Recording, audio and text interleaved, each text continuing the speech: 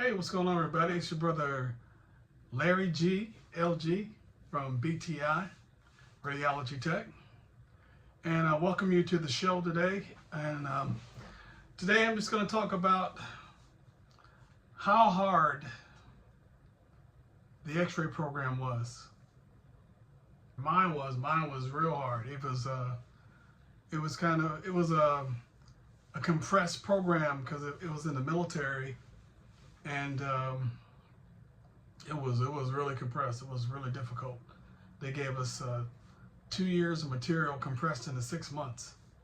So that's why we started out with 45 people in the class and ended up with 15. I even came close to not making it myself. I didn't really put that in the book, but yeah. And by the way, the paperback is actually going to be coming out for My Life in Radiology. The paperback for my book is actually coming out potentially, because there's still some issues to work out, this Sunday. So today is, what's the day? Oh, so 12th, Sunday 12th. And the ebook version of My Life in Radiology is actually going to be coming out on the 1st of August.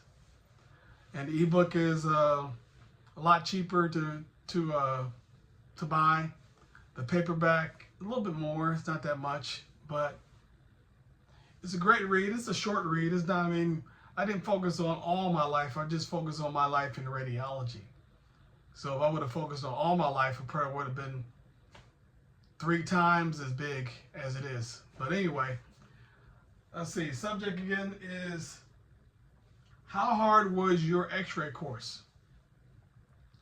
Now, I can't speak for anybody else. I know on the civilian side of things, I know the X-ray programs are 2 years, and if you have an advanced degree, it could be 4 or whatever or more.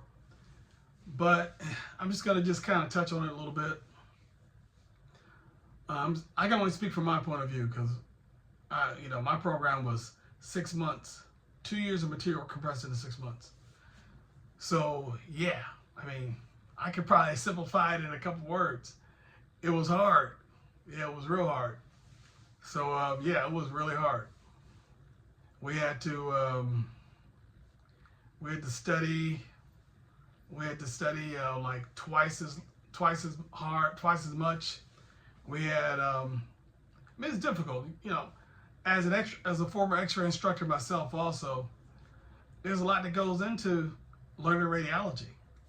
I tried to keep things simplified when I taught, but not every instructor has that style.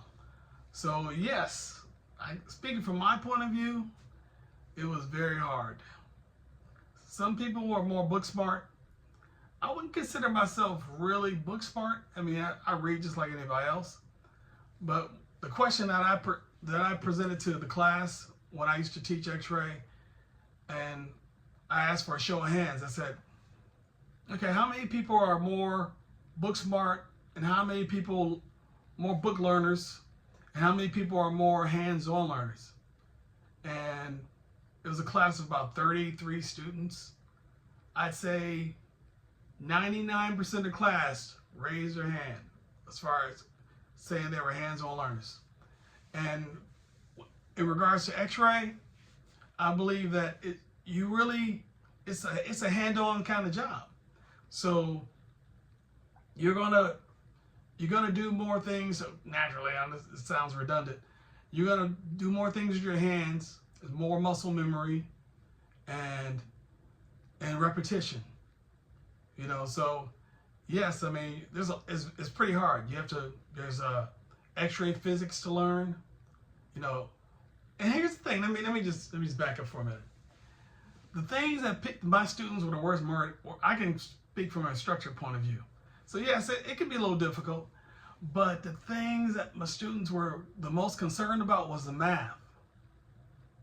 And eventually it turned out that the math was actually the easier part. It was actually the easier part of it. Yeah. So the math ended up being the easier part of it. And the positioning, the anatomy and physiology, where you had to do more memorization. Whereas when you look at the math side of it, you have a set framework of equations that you had to learn. You know, something called the inverse square law, inverse square law and things like that. Certain equations, formulas that you had to learn. So these formulas were built a constant that you could wrap your head around. So if you had to figure out, for example, you had to figure out if you use a certain amount of distance and use a certain kVp, which is called kilovoltage peak, which is one of the technical factors utilized in determining the exposure factors for certain body parts. So there was a framework of formulas that made it simple. These rules that you had that were constant and consistent made the math a little bit easier than positioning. So the best example I can say is, okay, if you use 40 inches for your source to image distance, that's the distance between the X-ray tube, which is the source, and the imaging plate, the detector, source to image distance. So the farther you go away, the more you had to increase your kilovoltage peak. You needed more penetrating power because now you're farther away, so it kind of takes away from the strength of that X-ray beam. And then the milliamp per seconds, that's how long you want to be there. That kind of affects the overall tone and detail of the image. So picture kVp as penetrating, milliamp per second, or mass is what we call it, is how long you want to be there, and it affects the quality. It's like if you put something in the oven, you cook it and the direction says you got to cook it for 20 minutes, and you cook it for 5 minutes. The quality is not going to be the same because you didn't go by those instructions. So mass is like, okay, we need to leave it in the oven a little longer. Okay, now kVp, for example, okay, now it's like traveling. kVp, the farther you are away, the more you have to travel to penetrate the body part. That's how kVp works, right? Affects the density also. So you're not going to use the same kVp on a chest X-ray as you would as a hand X-ray. Unless here's the thing. There's different penetrations for different body parts, but it depends. Okay, I'm doing a little bit too much teaching now, okay. Let me get back to what I was trying to say. So yes, I had a pretty difficult program. My X-ray program was pretty difficult. It was kind of hard. I had to learn a lot of things in a short amount of time. And from what I've heard, the program that I taught was different. It was for LMRTs. It's for limited medical radiologic technologies. They have a limited license. They're just licensed within the state that they operate in. Now that program, ironically, that program is written by the body that gives out the national license. The AART writes the programs for the LMRT. They write the test, and they have to go by the similar curriculum.